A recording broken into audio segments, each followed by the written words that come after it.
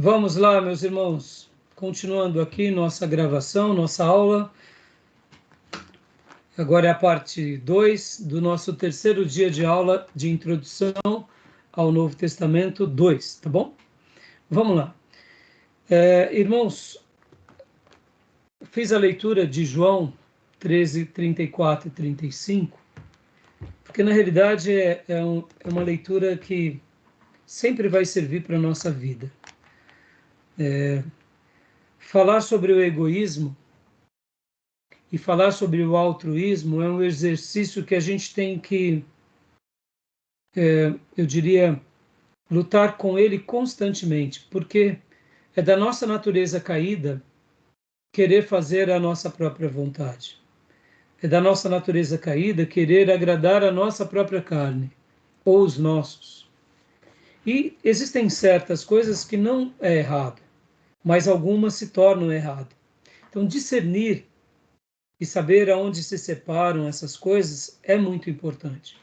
Porque muitas vezes, até mesmo em nome de Deus, temos um ministério totalmente baseado em egoísmo, egocentrismo, vaidades. E somente amando que a gente vai poder ser liberto disso. Por isso que esse mandamento, que é o grande mandamento, os dois grandes mandamentos, que é amar a Deus e o próximo, é o nosso dever o tempo todo para sempre. E uma coisa que a gente confunde muito é que as pessoas elas pensam que elas somente serão amadas se nós estivermos concordando com elas. Isso não é verdade. O amor não tem nada a ver com concordância. Por exemplo, Deus não concorda com muita coisa que fazemos e nem por isso ele deixa de nos amar. Deus não concorda, Deus nos adverte, Deus nos exorta.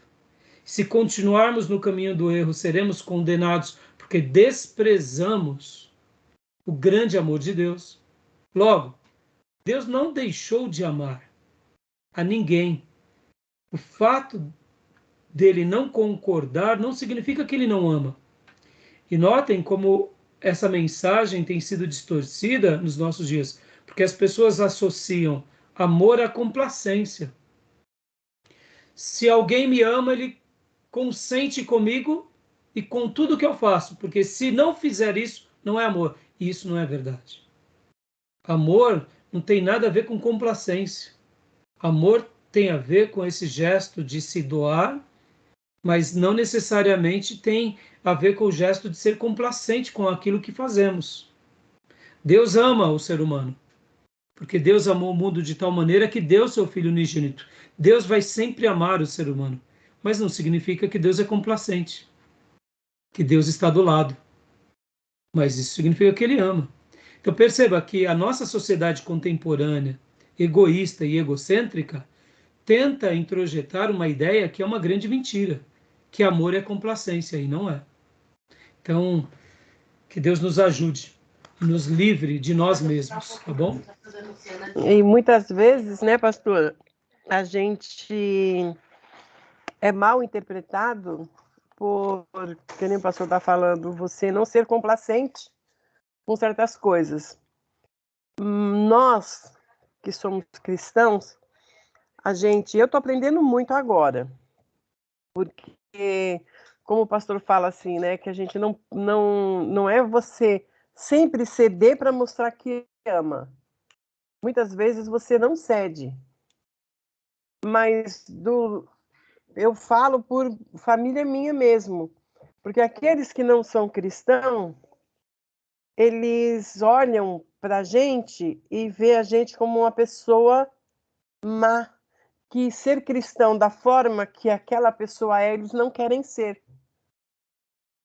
E é uma dificuldade que a gente tem de você amar uma pessoa, demonstrar amor por aquela pessoa, sem você, às vezes, ceder em alguma coisa para não causar uma má impressão e deixar ela assim mais livre para ela ver que você ama aquela pessoa que você ama e ela deseje fazer as coisas igual você faz. Porque a maioria das coisas que eu ouço fala assim, não, imagina ser cristão como uma pessoa assim. Já cansei de ver pessoas falando para outra, eu não quero ser cristão assim, dessa forma, eu nunca vou ser. Por quê? Só porque a pessoa fala a verdade. A pessoa chega e fala a verdade, olha, é assim, assim, assim, assim. Porque na lei de Deus isso é assim, não é do jeito que você acha que é. E aí a gente tem essa dificuldade também. Sim, sim. Irmã, ninguém gosta de ser contrariado e ninguém gosta de contrariar os outros. É, Mas saber dizer não é amar também. Saber dizer não é amar. Ser assertivo é amar. Pode ver que Deus nos diz não muitas vezes. Um pai que ama um filho diz não muitas vezes. Então é muito importante a gente ter o equilíbrio entre essas coisas e, e se lembrar que realmente o amor ele não tem nada a ver com dizer sim o tempo todo, ser um bonachão, né? Que pelo contrário, muitas vezes o fato de dizermos não é porque realmente amamos. Então hoje nós notamos que a sociedade ela está corrompendo essa ideia e muitos sabem o que é certo e errado, mas eles vão distorcendo para criar uma ideia errada do que é o amor. Porque, irmãos, outra coisa, o amor também, ele não é simplesmente um sentimento. O amor é uma escolha, é uma decisão, né? Então, assim, eu aprendi isso também com o pastor. e assim, irmãos, por isso que, né, nós vemos em Jesus esse equilíbrio. Ao mesmo tempo, nós também não podemos dizer não a troco de nada. Precisamos ter paciência. Precisamos falar aos mais velhos como falamos aos nossos pais. Precisamos ter ternura. Precisamos ter respeito, mesmo com aquelas pessoas que são destemperadas. Ou seja, é difícil exercitarmos. E uma última coisa, irmãos. O egoísmo ele nasce, em primeiro lugar, no coração de Satanás. E muitas vezes, para nós sermos discípulos de Satanás, nós não precisamos matar ninguém, nem assassinar ninguém, nem adulterar com ninguém. Basta a gente viver uma vida egoísta.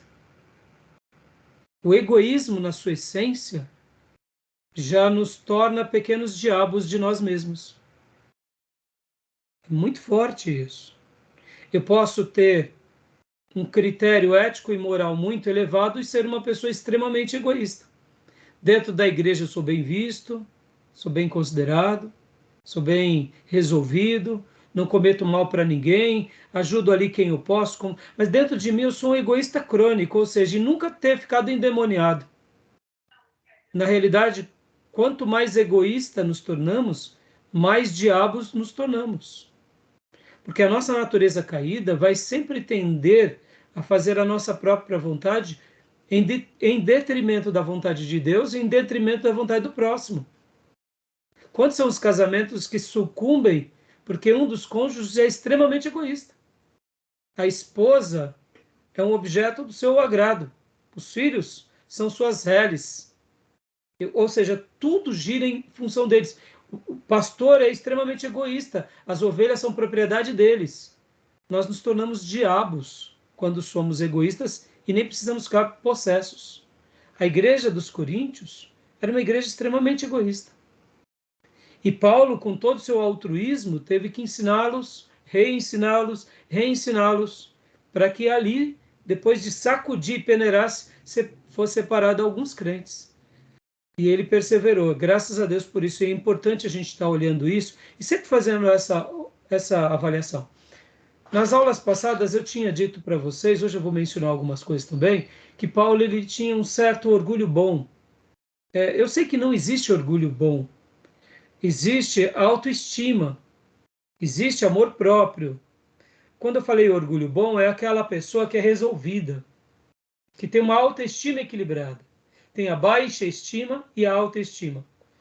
Uma pessoa que tem autoestima é um ser humano completo. O orgulho é a desvirtude dessa autoestima. Quando eu quis dizer o orgulho bom nas aulas passadas, eu estava me referindo a essa autoestima bem resolvida. Paulo era essa pessoa resolvida. que fazia tendas, não esperava ajuda deles, porque eles eram egoístas e eram pessoas que maculavam Paulo. Então, irmãos, lembrem-se disso, o egoísmo nos torna pequenos diabos, perigoso. Agora, olha só que interessante, um pai que sabe o que é melhor para um filho, ele se posiciona. Ele não está sendo egoísta, ele está fazendo o melhor, segundo aquilo que ele acredita que está correto. O divisor de águas entre uma autoestima equilibrada e o egoísmo é muito difícil, irmãos. Tem hora que a gente se perde. Por isso que o mandamento do amor, a gente tem que sempre estar se perguntando, estou fazendo certo, não estou? Amei correto, não amei? Amei demais? Fui bonachão demais? Me calei quando não poderia? Porque esse é o problema. Tem hora que quando a gente precisa falar, a gente se cala. E quando é preciso a gente se calar, a gente fala. Ou seja, é muito difícil o exercício. É muito difícil, tá bom? Por isso que Paulo dá uma resposta para tudo isso nas suas cartas, falando para nós seguirmos ao Senhor com o coração sincero. Ou seja, se errarmos, não foi porque eu fui mal intencionado, eu errei tentando fazer o meu melhor. E se eu errei, eu peço perdão. E se por acaso eu não agi porque eu achei que não era para agir, não é porque eu fui covarde, é porque eu achei que não era para agir ali. Mas eu fui sincero, eu fui leal com o meu coração, com a minha consciência. Esse exercício íntimo, ele é fundamental para que a gente possa ter uma certa liberdade, a gente não se robotize. Tá bom, meus irmãos? Beleza? Continuando aqui então, 2 Coríntios agora, quero replicar para vocês os propósitos da carta. Vamos lá.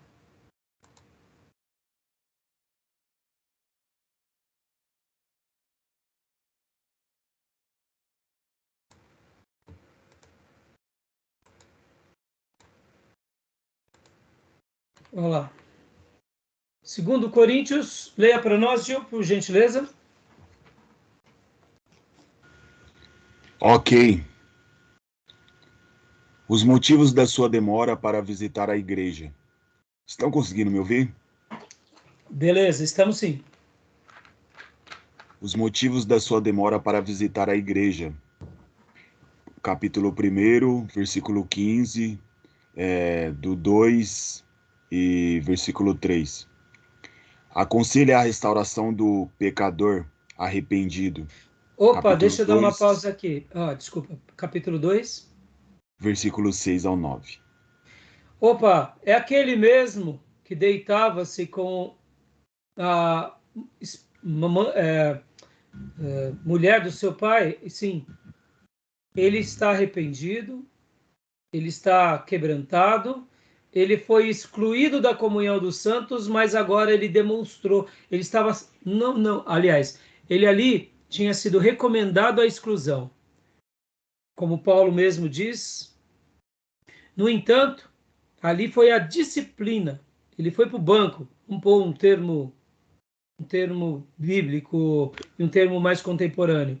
Já que ele se arrependeu e parou de praticar e houve contrição, Paulo agora então diz, opa, que bom, então que ele volte à fé, ou seja, Paulo não só dá a sentença, Paulo dá a sentença, porque o próprio apóstolo Paulo lá em 1 Coríntios 5, no versículo 4, ele dá toda a recomendação daquela assembleia ou daquela reunião, e ele diz, quando vocês estiverem reunidos em nome de nosso Senhor Jesus, estando eu com vocês em espírito, estando presente também o poder do nosso Senhor Jesus, entregue este homem a Satanás, para que o corpo seja destruído e seu espírito seja salvo no dia do Senhor. Deixa eu dar uma pausa aqui, viu, meu irmão? E aí, pastor Johnny, tem coragem? Tem coragem de tal recomendação no culto? Lembra da última aula lá que eu falei do irmão, que ele era empresário?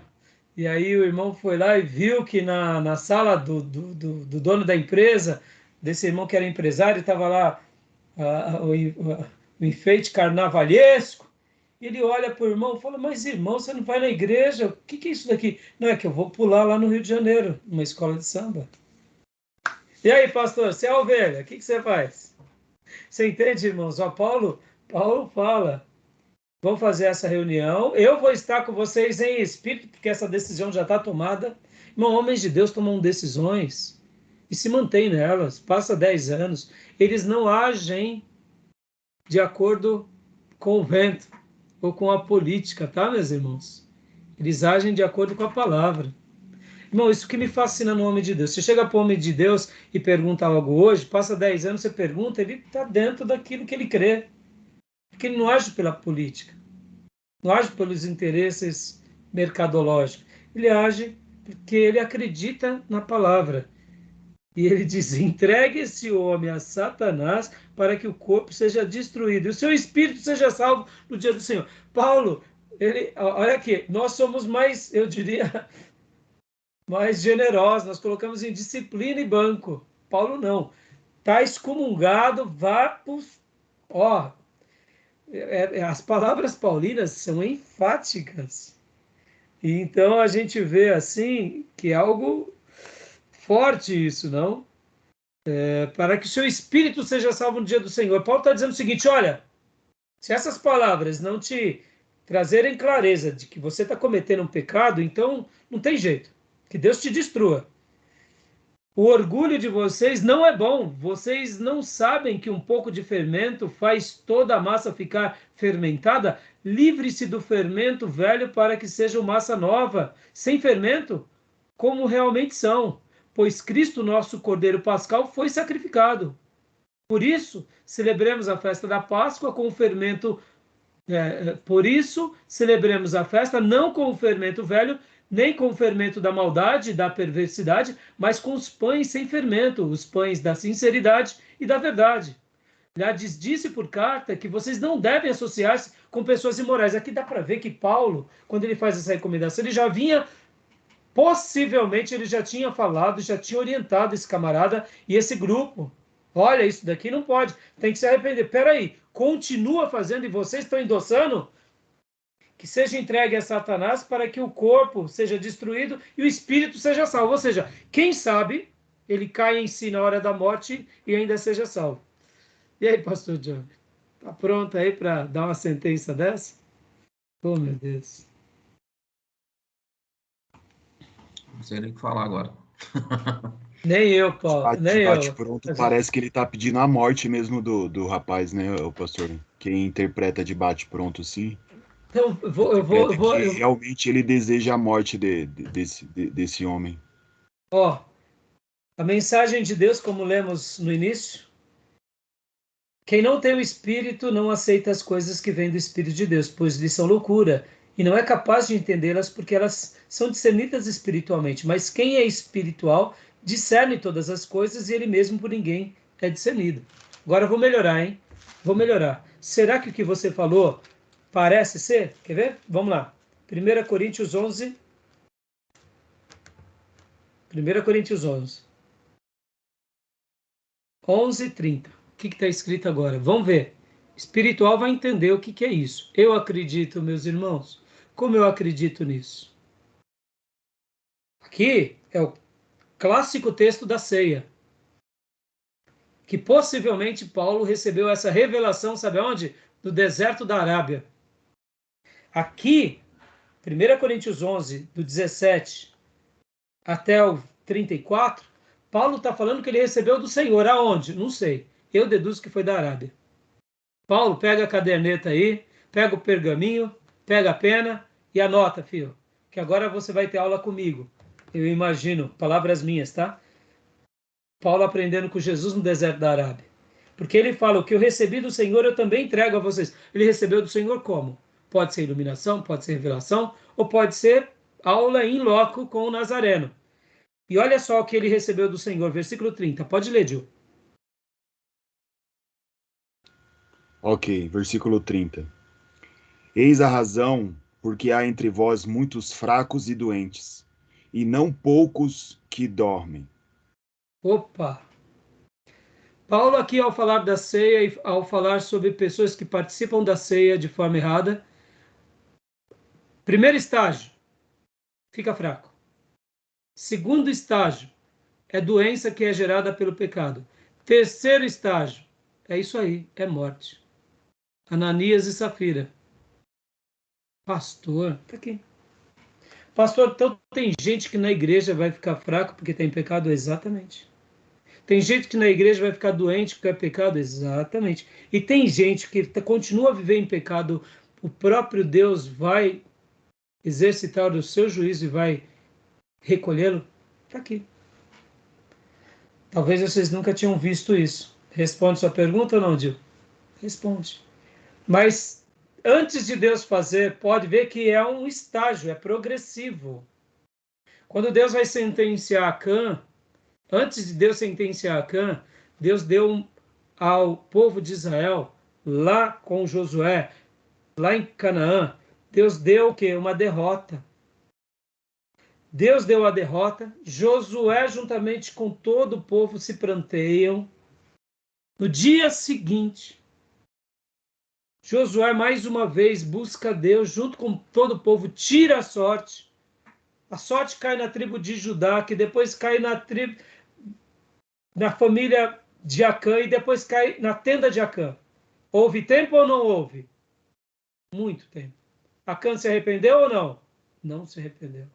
Antes de Deus exercitar um juízo sobre Ananias e Safira, ou como qualquer filho, Deus dá marcas. Primeiro estágio, fica fraco. Segundo estágio, fica doente. E aqui é doença das mais variadas. Terceiro estágio é a colheita. É o que eu leio, meus irmãos. É o que eu leio, tá bom? Prossigamos. Pastor, tem um ponto também, né? Quando o Paulo é tão incisivo em falar isso aqui, eu também percebo que a própria pessoa já está morta. Já está morta espiritualmente. Então, assim, não me parece que ele está sendo aqui também o cara arrogante, né? Que se a gente for lá rapidamente, fala, nossa, que arrogância de Paulo. Não, a pessoa já está morta espiritualmente. Por essa razão, você acha que um pastor em sã consciência que trabalha e dedica a sua vida para ganhar alguém quer mandar para o inferno? Imagina. De fato, ele está sendo aqui só um canal do juízo. Mas como servo, ele está exercitando. Mas de fato é exatamente isso. A pessoa já morreu, pastor. Porque essa morte aqui física, antes de ela acontecer fisicamente, uma sentença, por exemplo, Ananias e Safira e Acã.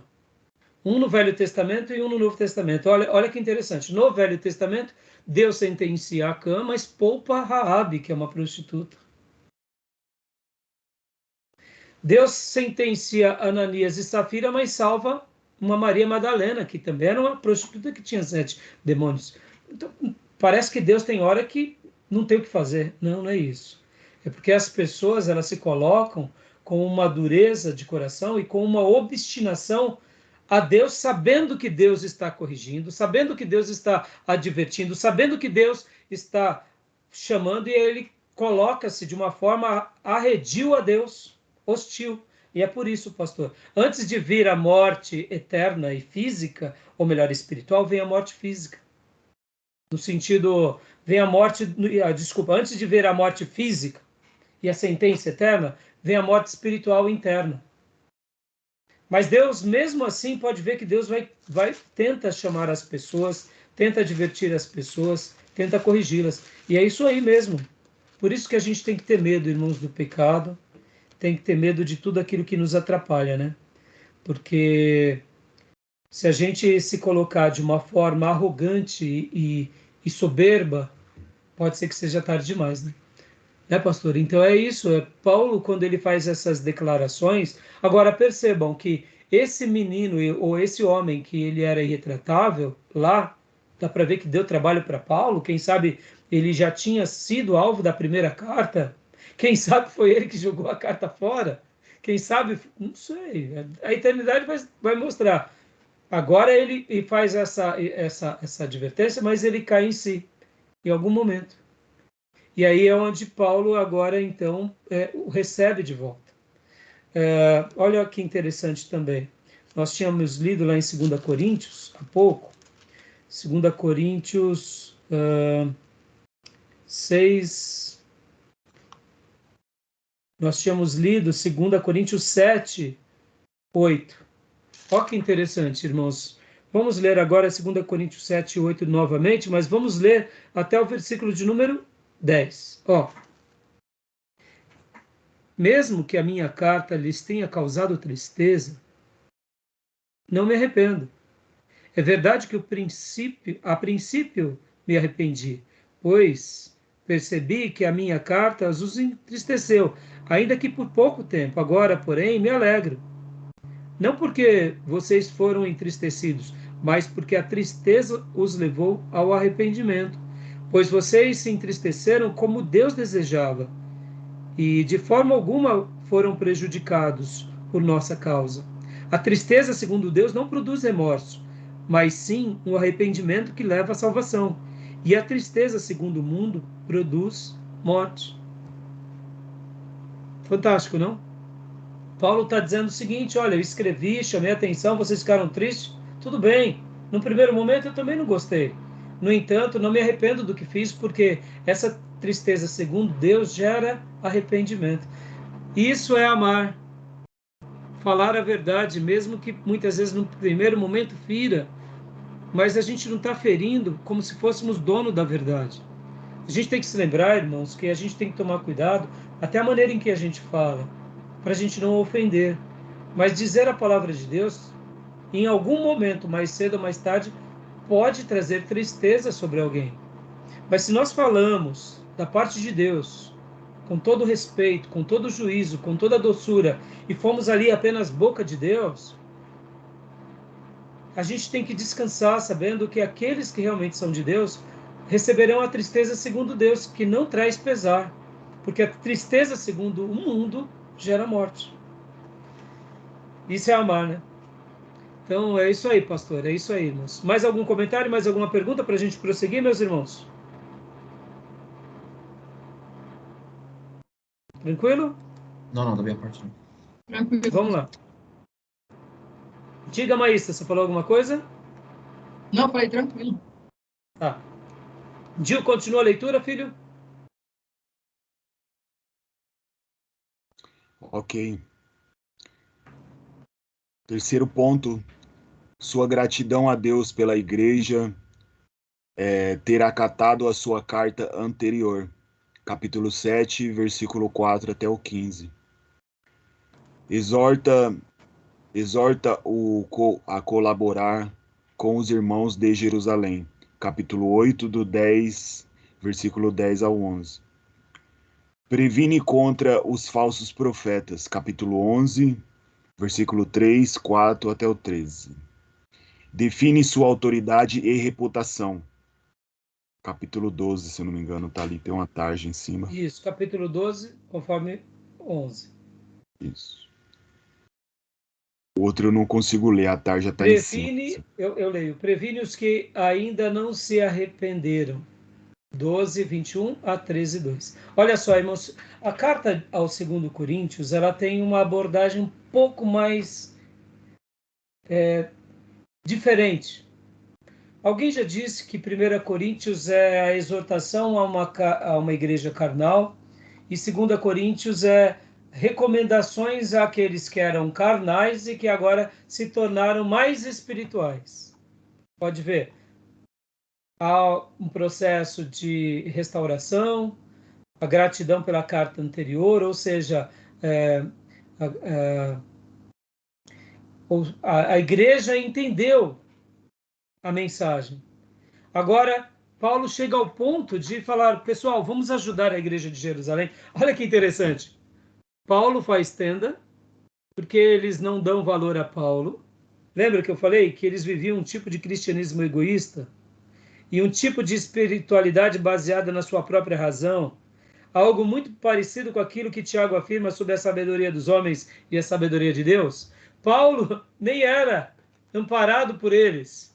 Agora, Paulo, na sua segunda carta, não só pede por si, mas pede por uma igreja que é a igreja de Jerusalém que está passando por dificuldade. Oh, mas peraí lá, pastor, eles não eram tão carnais e egoístas? Eram, mas deixaram de ser.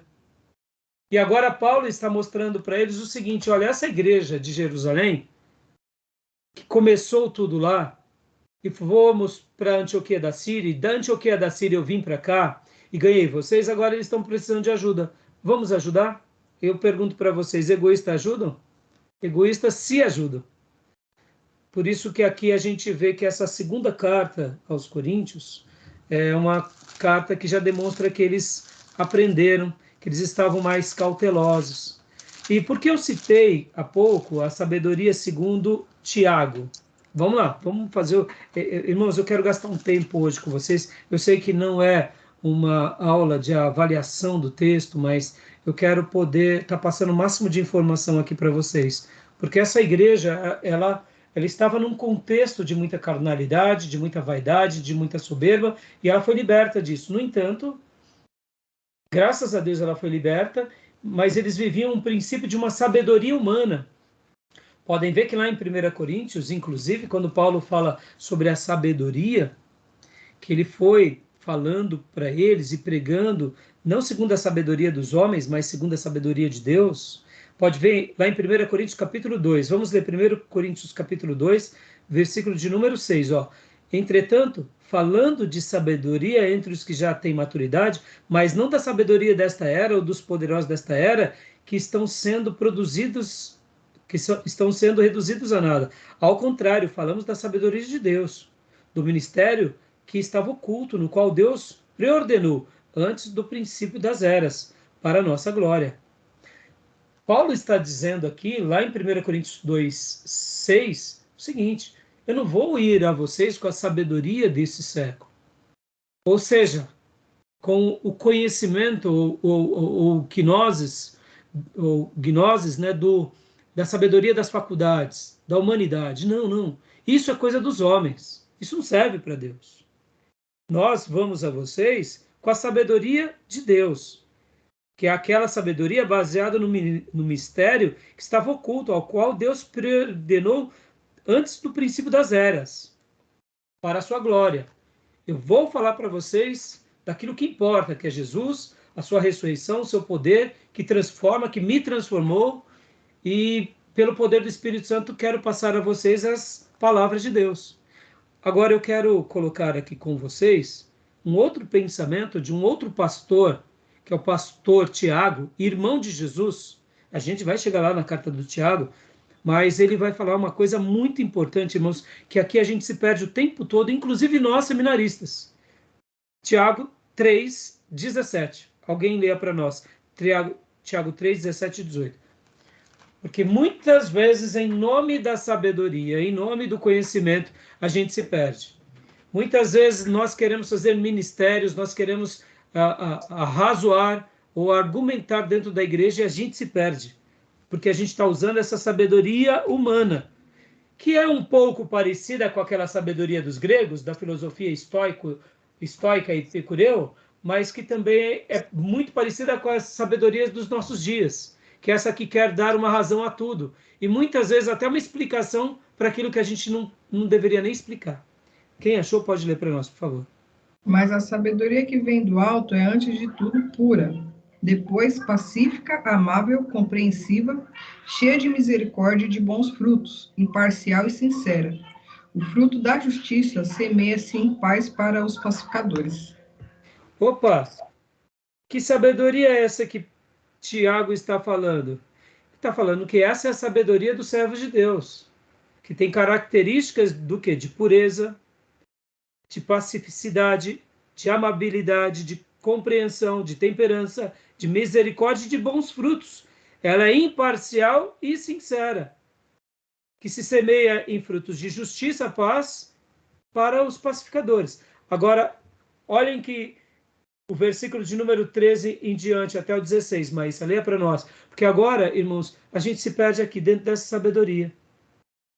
Muitas vezes. Pode ler para nós. Quem é sábio e tem entendimento entre vocês, que o demonstre por seu bom procedimento, mediante obras praticadas com a humildade que provém da sabedoria. Contudo, se vocês abrigam no coração inveja amarga e ambição egoísta, não se gloriem disso, nem neguem a verdade. Esse tipo de sabedoria não vem dos céus, mas é terrena não é espiritual, mas é demoníaca. E o 16. Pois onde há inveja e ambição egoísta, aí há confusão e toda espécie de males. É 1 Coríntios ou não é? Total. É 1 Coríntios ou não? Total. Total. Fantástico, não, irmãos? E essa igreja foi ministrada pela palavra. Por quantas cartas de Paulo? 2, pelo menos. Para gerar fruto na terceira, que agora é a nossa segunda carta. E aí eles estão aqui, então agora Paulo chega, inclusive, e fala, vamos ajudar a igreja de Jerusalém. Porque nós não agimos segundo a sabedoria dos homens, porque a sabedoria dos homens, ela é, eu gosto disso, ela não vem dos céus, é terrena, não é espiritual, mas é demoníaca. Cheia de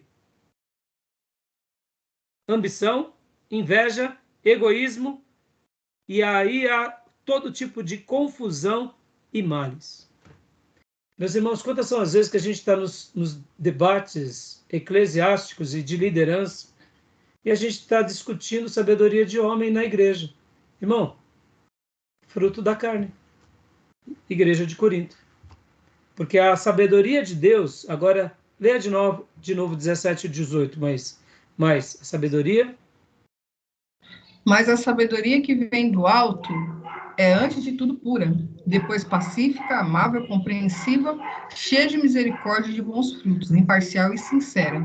O fruto da justiça semeia-se em paz para os pacificadores. Fantástico, não? Tá bom? Continuemos aqui, meus irmãos. Vamos lá. Então, vamos lá. Paulo também previne contra os falsos profetas, defende a sua autoridade e reputação e previne os que ainda não se arrependeram. Em 2 Coríntios, Paulo faz uma defesa em causa própria. Irmãos, raramente Paulo faz isso, mas ele se sentiu no dever de colocar uma pedra sobre essas questões da crítica, e não só da crítica, mas da desconsideração, da defamação e contra o ministério apostólico dele. E aí ele faz uma defesa em causa própria. Tá joia, meus irmãos? Vamos lá, continuando. Pastor Johnny, leia para nós, destinatários, a igreja em Corinto. A igreja... Não, a gente já leu? Não leu não, pode ler. Não, essa parte não. Destinatários, a igreja em Corinto. A igreja em Corinto foi fundada por Paulo na segunda viagem missionária, entre os anos de 50 e 52 depois de Cristo, quando permaneceu ali 18 meses, que é relatado em Atos dos Apóstolos 18, do 1 ao 8. Agora guardem isso, irmãos. Olha, ele ficou 18 meses ali, quebrando pedras, discipulando, deixa eles, escreve a primeira carta, escreve a segunda carta, e depois a terceira carta, que é a nossa segunda, e talvez até uma quarta carta. Percebe, irmãos, quanto trabalho, que parece que num primeiro momento não teve muito resultado no começo, né? Aqui não foi o ministério micro-ondas, tá, irmãos? A gente tem que lembrar que é o grande apóstolo que vivia integralmente. Mas era uma igreja problemática. E Paulo, então, faz tenda, mas ele não desiste. Guardem isso, irmãos. A persistência é uma das características de um homem de Deus, de uma mulher de Deus, tá bom? Continua para nós, pastor? Joia. A igreja em Corinto teve seu início ainda quando Paulo tinha permissão para falar de Jesus na sinagoga da cidade. Atos 18, 4. Por que ainda? Porque depois Paulo, geralmente Paulo, ele era convidado a se retirar. Continua, pastor. Isso aí. Os primeiros convertidos, segundo o relato bíblico, foram o Crispo, o principal da sinagoga, Atos 18, 8, Gaio Tício Justo, dono da casa do lado da sinagoga e hospedeiro de Paulo na cidade, Atos 18, 7, 1 Coríntios 1, 14, Romanos 16, 23. Tá com a tarde ali, pastor? Erasto. Ok. Mas ainda tá cortando parte da palavra. Tesoureiro da cidade. Romanos 16, 23 e Atos 19, 22, 2 Timóteo 4, 20. Olha que interessante, irmãos.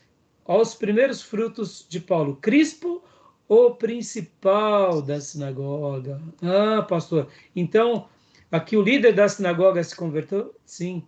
Gaio, Tício Justo, dono da casa ao lado da sinagoga e hospedeiro de Paulo. Possivelmente, uma pessoa também nobre. E Erasto, tesoureiro da cidade. Lembra que eu falei que era uma cidade muito próspera, uma cidade muito importante, porque ela era uma cidade portuária? Pois é, tesoureiro da cidade, irmãos, é o Paulo Guedes da cidade, entendeu?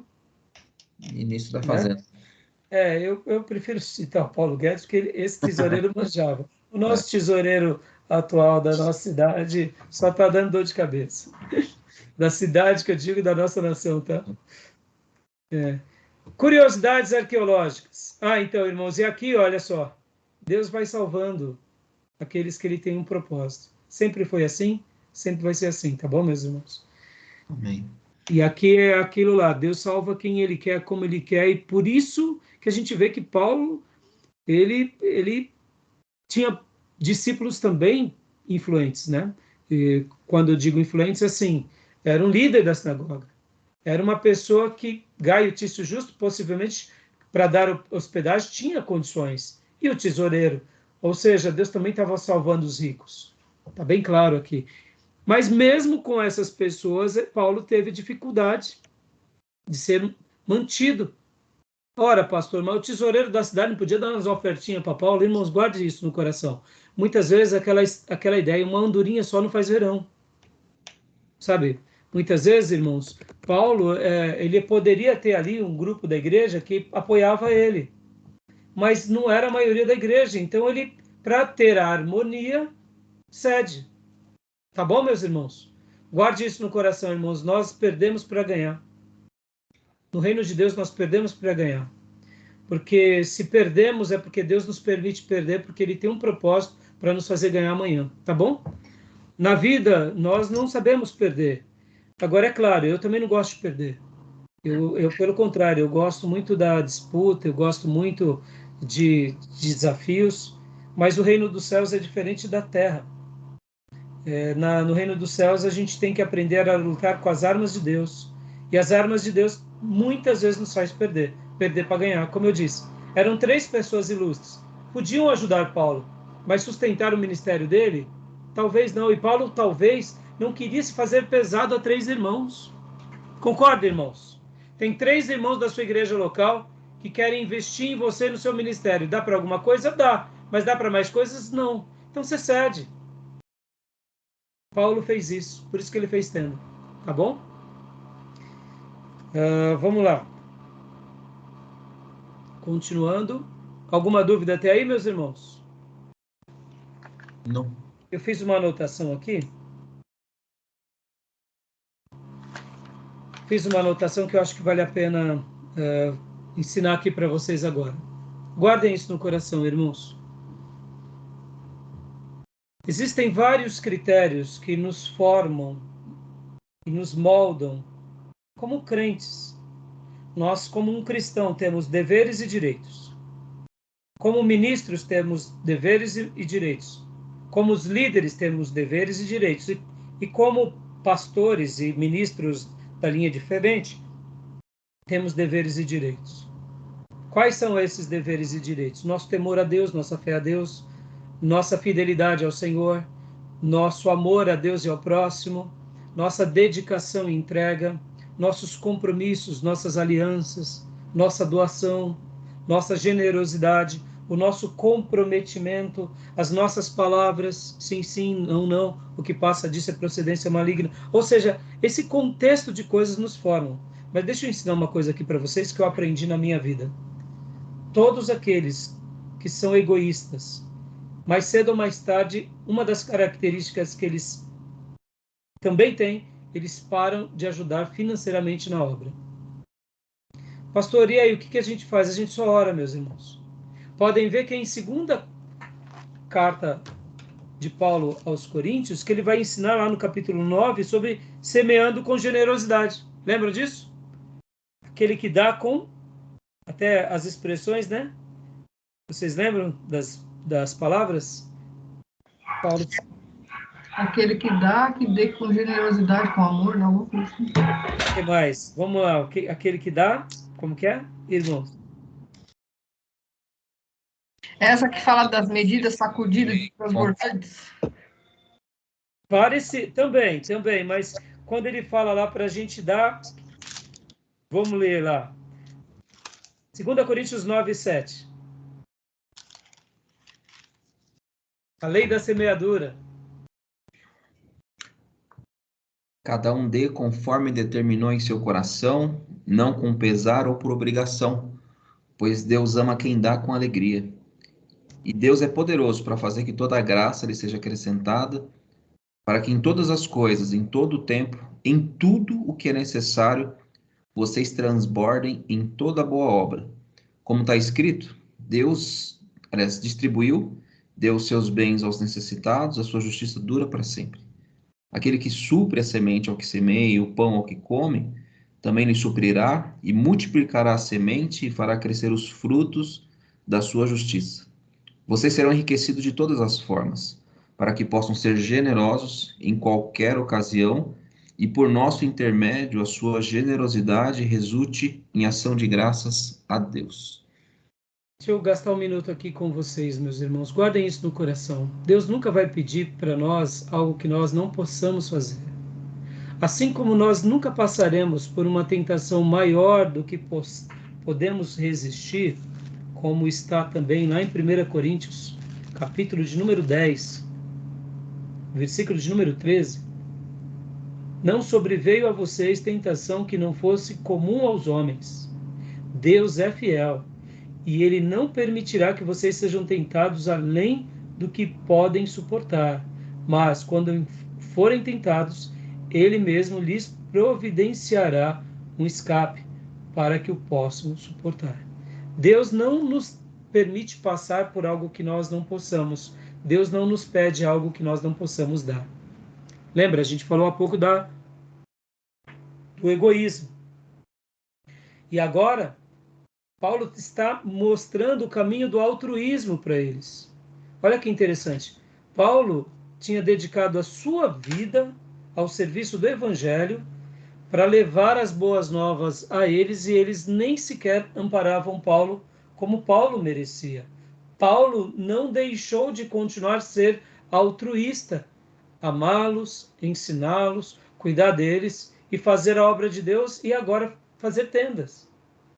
Ora, Paulo estava sendo recompensado com o egoísmo, mas Paulo estava dando altruísmo. E Paulo, no tempo de Deus, porque ele semeou o altruísmo, ele colheu. Essa igreja caiu em si. Agora ele pode falar, vamos ajudar os nossos irmãos de Jerusalém? E olha, lembrem a lei da semeadura. Nós separamos a primícia. O que é a primícia? Das sementes de um agricultor, quando você colhe, você pega as melhores, e você pega essas melhores e guardava. Você vendia as demais. E dessas que são chamadas as primícias, que são as melhores, você plantava, porque sementes boas elevam a sua produtividade na próxima colheita. Paulo, ele vai ensinar o seguinte: quando você for dar algo a Deus, dê as primícias. Dessa que você vai plantar fisicamente, antes de plantar fisicamente, consagra a Deus na obra. E por que eu estou falando tudo isso, meus irmãos? Guardem isso, eu quero que hoje seja cravada uma estaca no coração de vocês. Deus me deu a graça de estar pastoreando há 26 anos e há 28 anos cuidando dessa comunidade. E uma coisa que ficou claro e nítido ao longo da minha vida, na minha vida e ao longo de muitos crentes: todos os irmãos que são generosos e são fiéis em tudo, eles perduram. Todos os irmãos que negociam a sua fidelidade e o seu amor em tudo, eles também tropeçam, alguns caem e alguns ficam vivendo simplesmente arrastando, e outros param ou voltam para trás. E uma das coisas que mais me impressionou ao longo desses anos foi que todos os obreiros, principalmente começando por pastores e líderes, aqueles obreiros de ponta, líder de ministério, administração, tesouraria, né, que são infiéis nos dízimos e ofertas, Deus tira da obra. Guarda isso no coração, irmão, isso é muito forte. Parece que nós estamos exigindo, né, que uma pessoa faça por obrigação. É como o apóstolo Paulo falou, que a gente tenha que fazer para Deus não com obrigação, não com pesar, mas que a gente possa fazer não com pesar ou por obrigação, pois Deus ama quem dá com alegria. Não estou falando isso porque eu quero colocar sobre vocês medo ou dor ou peso, mas eu quero jogar sobre vocês uma centelha de temor e tremor, porque é isso que repousa sobre mim. Se eu deixar de ser fiel a Deus em tudo que Ele me pede, no meu amor a Ele, na minha fidelidade a Ele, na minha entrega a Ele, no meu comprometimento a Ele e na minha fidelidade nos dízimos e nas ofertas, mais cedo ou mais tarde Ele vai me tirar do ministério pastoral. Pastor Raiz, é assim que o senhor enxerga? É assim que eu aprendi. Todo cristão que é intenso na sua caminhada, na sua irmandade, ele é um cristão generoso e comprometido. Agora, perceba, irmãos, é dando o melhor. Não é o que ele não tem. Se ele está desempregado, como que ele vai dizimar? Ele não dizima, mas ele pode ser fiel mesmo desempregado. Pode ou não pode? Pode. Pastor, mas o irmão ele está enrolado, então é porque ele administrou mal a sua vida. Deus vai dar chance para ele administrar melhor a sua vida. Agora guardem isso, irmãos, vocês vão ver na vida de vocês, irmãs que são viúvas, aposentadas, que vão dar um dízimo praticamente pequeníssimo, mas a vida delas é um exemplo de intensidade e de espiritualidade. Aí eu pergunto, por quê?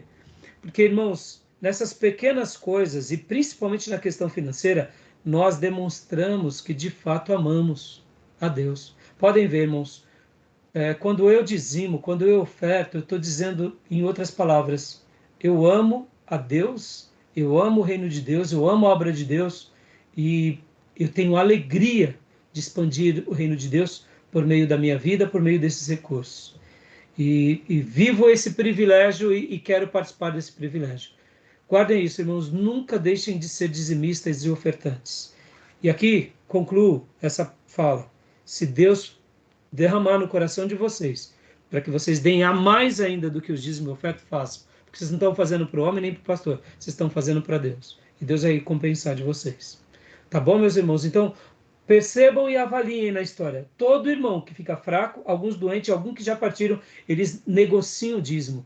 Eles dão o dízimo quando eles estão na frente de um ministério ou quando eles estão na frente de um projeto. Mas quando não é eles, eles boicotam. Ou quando não fazem o que eles querem, eles boicotam. Então eu estou deixando esse ensino para vocês, porque ao longo de 28 anos cuidando de uma igreja, eu vi isso em pastores, em obreiros, em missionários, em músicos exímios. Todo mundo que foi infiel nos dízimos da oferta sucumbiu, irmãos. É incrível. Mas eu cansei de ver viúvos, aposentados, desempregados. Irmão, quer ver uma coisa que me fascina? É o irmão que está desempregado e consegue dizimar. Aí você fala, mas como, pastor? Ele faz um bico, vende um negocinho, ganha um dinheirinho, sai uma rescisãozinha lá, não sei o quê, e ele separa o dízimo. O que é isso, em outras palavras? É um gesto de amor a Deus e à obra de Deus. Tá bom, meus irmãos? Quis gastar esse tempo porque essa igreja aqui, ela não era assim, mas ela se tornou, e é possível a gente ter uma igreja generosa. E lembrei de uma última palavra. Quando eu sou altruísta, quando eu sou generoso, eu esmurro o egoísta que vive dentro de mim e eu mato o avarento que um dia nasceu em mim. Como nós expulsamos o demônio, por exemplo, irmãos, o devorador. A gente não expulsa o devorador, que Malaquias cita, e Joel também, jejuando e orando. Sabe como a gente expulsa o demônio devorador? Contribuindo. Porque no ato de contribuir, eu demonstro, eu vou ser generoso. Eu serei doador. Pode ver que isso vem na contranatureza nossa, porque a gente ganha para nós, a gente ganha para as nossas coisas. E quando a gente participa e doa-se, é um golpe na nossa carnalidade, na nossa avareza, em qualquer sorte de demônios que tentam tirar esse princípio de generosidade da gente. Tá bom? Fica aqui essa palavra para vocês, porque eu quero que vocês sejam frutíferos, realizados em tudo e prósperos também, tá bom? Querem fazer algum comentário, meus irmãos?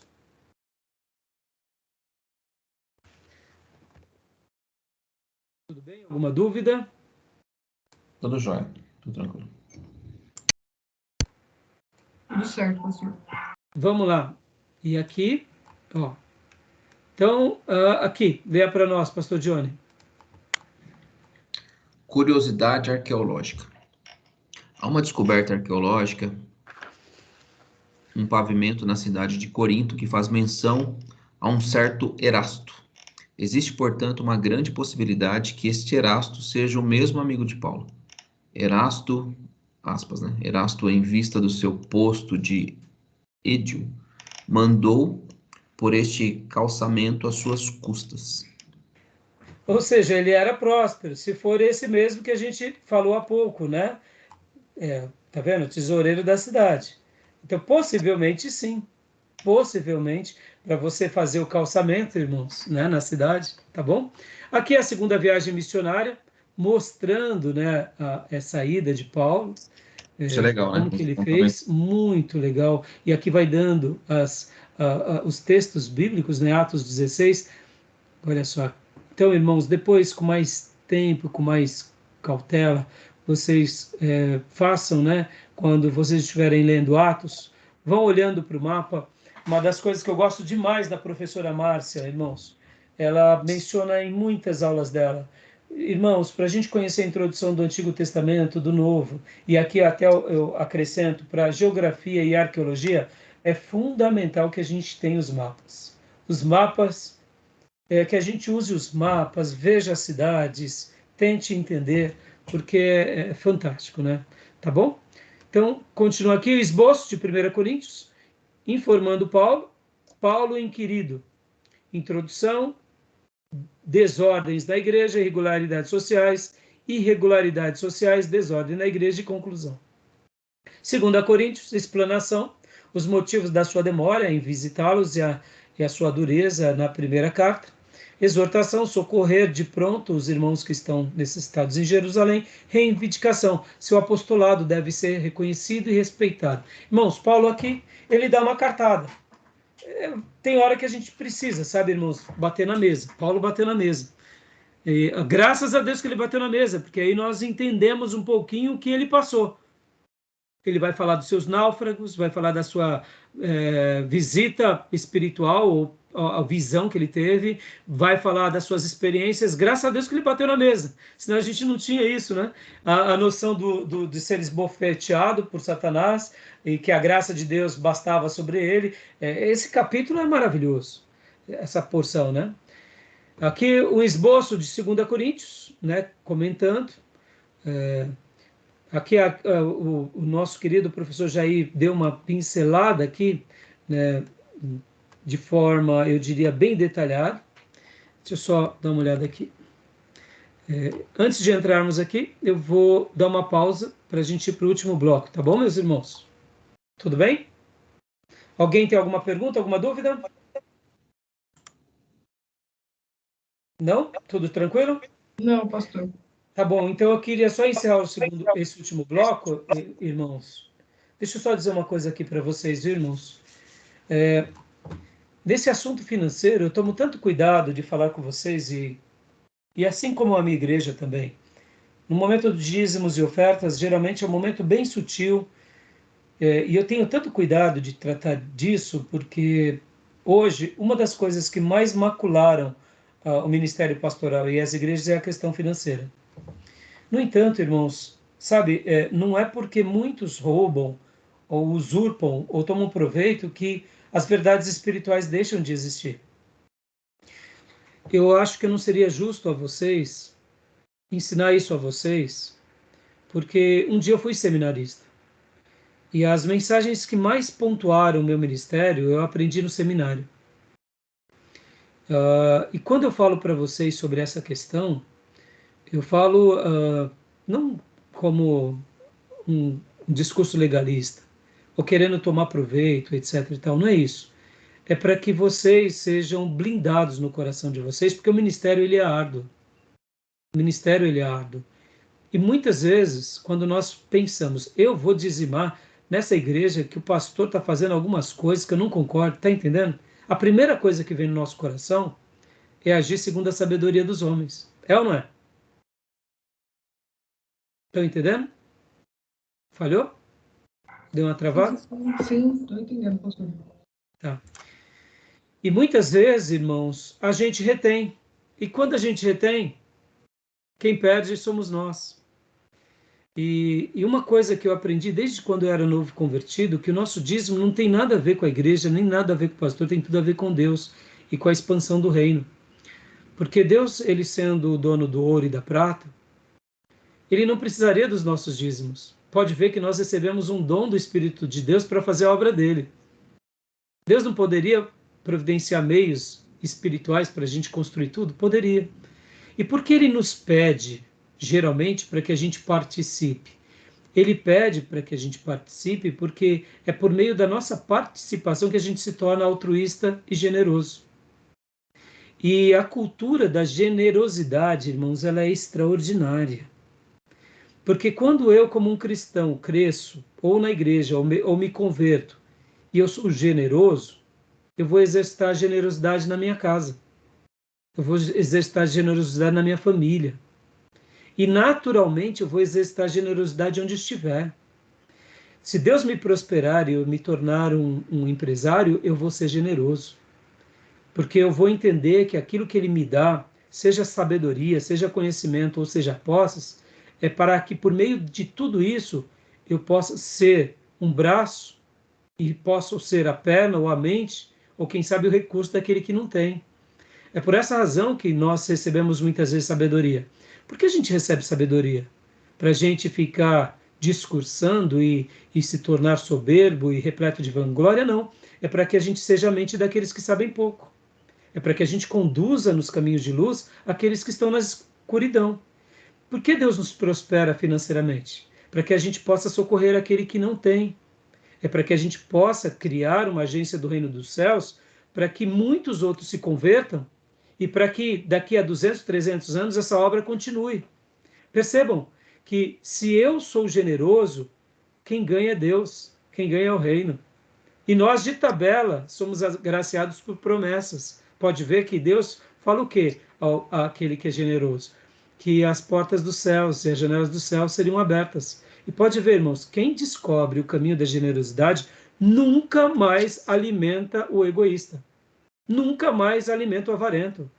Pode ver que algumas culturas, como por exemplo os americanos, irmãos, os americanos, eles têm dentro deles um princípio que é, todas as vezes que eles abrem o cofre, 10% eles dão para alguma obra social.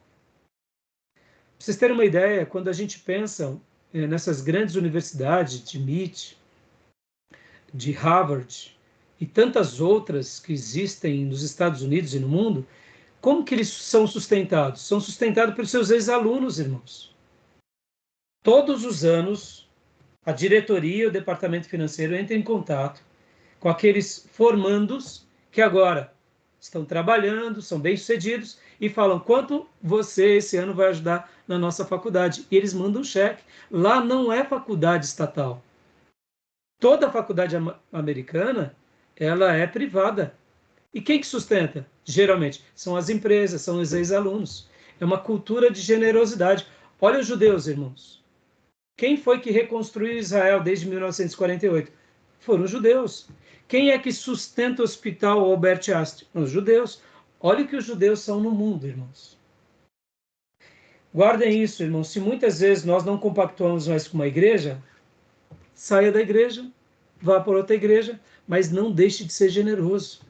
Porque no momento que a gente deixa de ser generoso, quem perde é a gente, quem perde é Deus. Deus não vai perder porque ele é o dono do ouro e da prata, mas quem vai perder é a gente.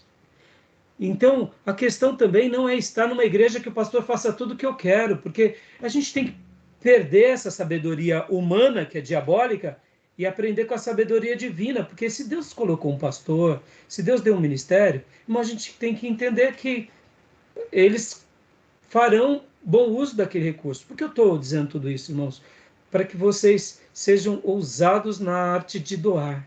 E doem de todo o coração e com toda a liberalidade, sem fazer algo pela força, mas fazer algo por amor e com alegria.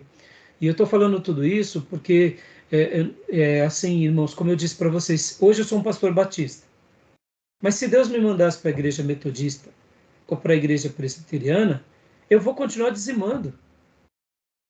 Eu dizimo como um pastor integral e a minha vida toda fui dizimista e vou ser em qualquer lugar que eu estiver, porque o meu dízimo é para Deus.